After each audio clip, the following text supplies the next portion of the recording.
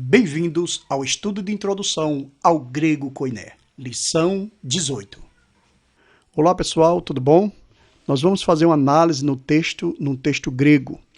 Eu acredito que você está ansioso, né, para esse momento, e nós vamos dar algumas dicas. Na verdade, nós vamos dar uma dica a você que vai fazer alguma exegese, você vai fazer alguma análise, e essa aula é muito importante para quem já está se familiarizando com as palavras gregas. Iremos fazer uma análise teológica e textual de um dos textos do Novo Testamento muito conhecido. Está registrado no livro de João, no capítulo 21, versículo 15 ao 17, conhecido como a restauração de Pedro. Vamos lá? Você verá que valeu a pena todo o seu esforço no aprendizado do nosso curso. Na verdade, eu quero desde já, passar para você essa informação que a Bíblia ela não é de particular interpretação. Existem vários pastores que ensinam de muitas formas, existem vários professores que ensinam de muitas formas. Eu simplesmente aqui estou expondo alguns pontos específicos para você ter uma bagagemzinha quando você quiser fazer alguma análise em algum texto grego, ok? E como eu sempre digo, pegue a sua caneta, suas canetas e seu caderno e vamos ao que interessa. A leitura está aqui no texto em português. Eu fiz questão de mostrar, pelo menos em português, no grego, e no terceiro slide nós vamos ver sobre no texto interlinear, para você se familiarizar e usar ferramentas. Quando você for fazer uma exegese, for fazer uma análise bíblica, você ter ferramentas. Isso é muito importante para quem quer fazer uma boa exegese, quer fazer uma boa análise, uma interpretação para si ou para expor nem o estudo bíblico, Diz assim: E depois de terem jantado, disse Jesus a Simão Pedro: Simão, filho de Jonas, amas-me mais do que estes? E ele respondeu: Sim, Senhor, tu sabes que te amo. Disse-lhe: Apacenta os meus cordeiros. Tornou a dizer-lhe segunda vez: Simão, filho de Jonas, amas-me? Disse-lhe: Sim, Senhor, tu sabes que te amo. Disse-lhe: Apacenta as minhas ovelhas. Disse-lhe a terceira vez: Simão, filho de Jonas, amas-me? Simão entristeceu-se por lhe ter dito terceira vez: Amas-me? E disse: Senhor, tu sabes tudo, tu sabes que eu te amo. Jesus disse-lhe: Apacenta as minhas ovelhas. Observe que nesse texto eu fiz questão de frisar, está aqui em negrito a palavra amas-me e te amo. Amas-me, te amo. Ela está separada, está para que você possa entender que existe algo que a gente vai precisar estudar, vai precisar analisar. E quando você for justamente fazer uma análise de texto, você pega as palavras-chave. Eu grifei aqui, eu sublinhei: tu sabes, tu sabes, tu sabes e tu sabes, que são justamente palavras que repetem. E ela depois vem com sentidos diferentes. Então vamos lá agora para o texto em grego. Está aqui, eu não vou ler, é claro, eu não vou ler, como eu falei para você, eu não tenho essa dicção, não pronuncio muito bem a palavra, mas só para você ter uma ideia, o que eu estou expondo aqui é para você ter ideia de que quando você for usar um texto em português, procure de todas as formas comprar uma Bíblia ou um Novo Testamento grego, para você ir comparando, depois no texto interlinear.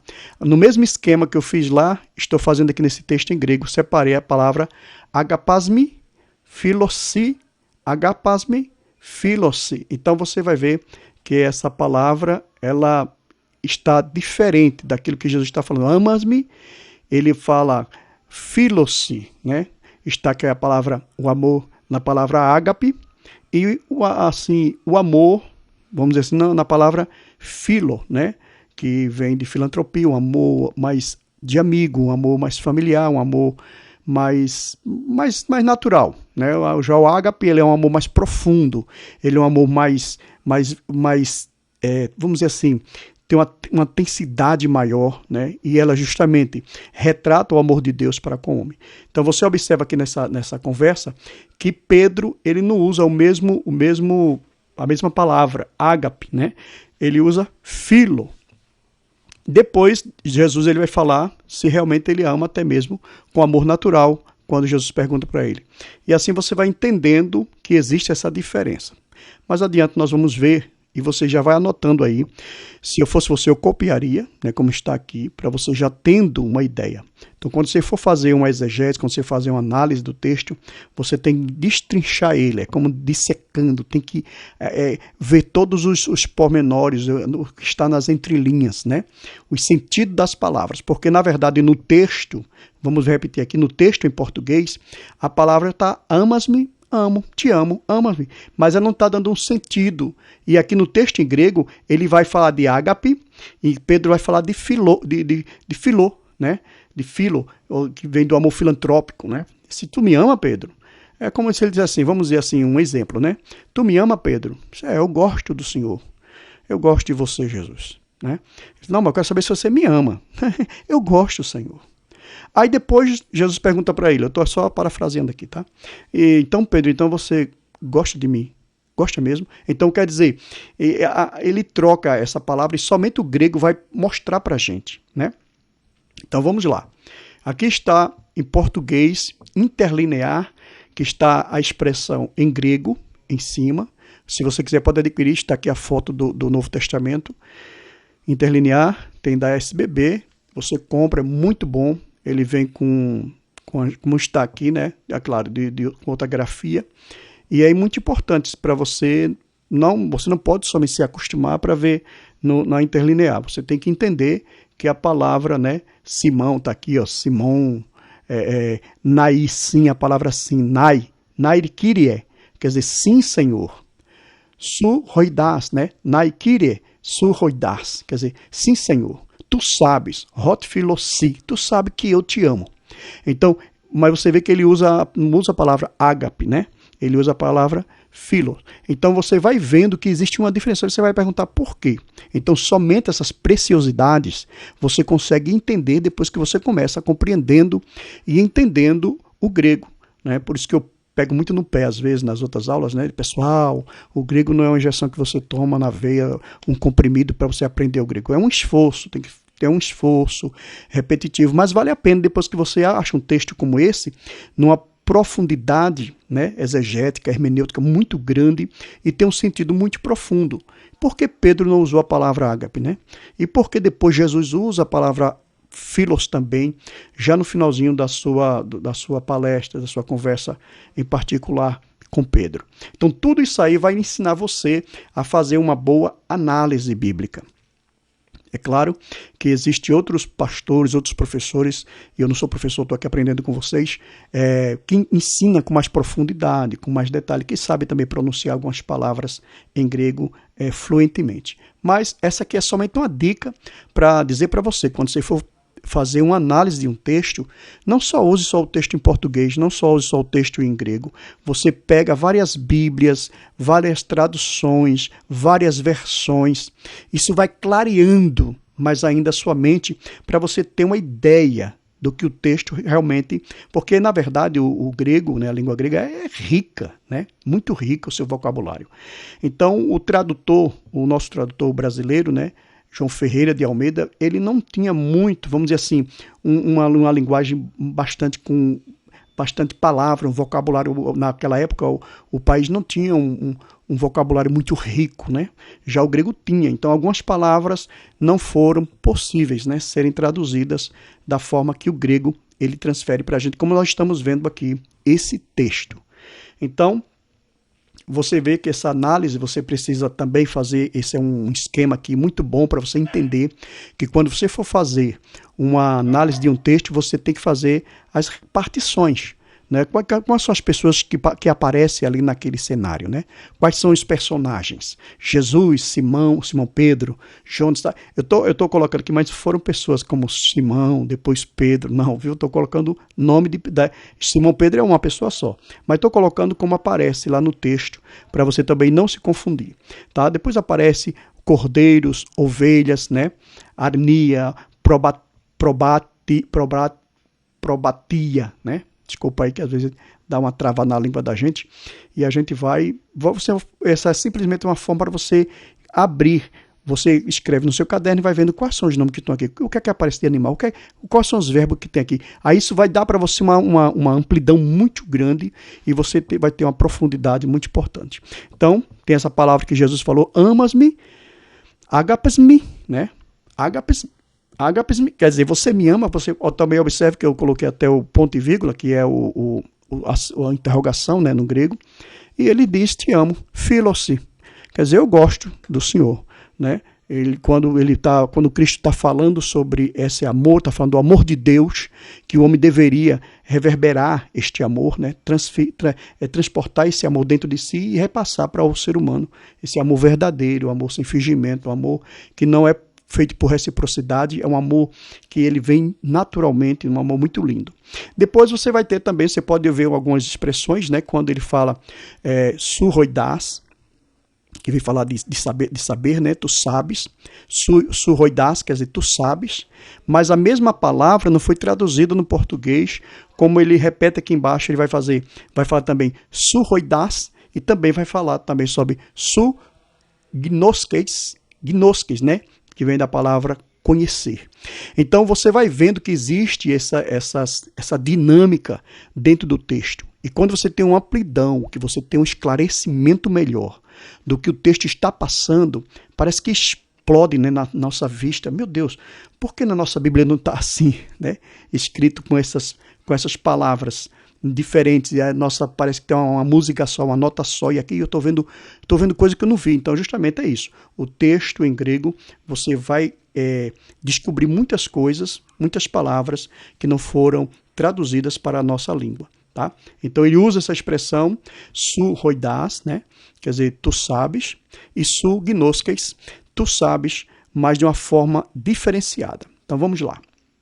E é bom também você que vai fazer uma análise num texto grego, ou você vai fazer um estudo bíblico, você também ter outras ferramentas, além de bíblias, de diversas versões, você pode também comprar dicionários bíblicos, o dicionário da língua portuguesa também é muito importante, então não é tão caro assim, então dá para você adquirir algumas ferramentas, né?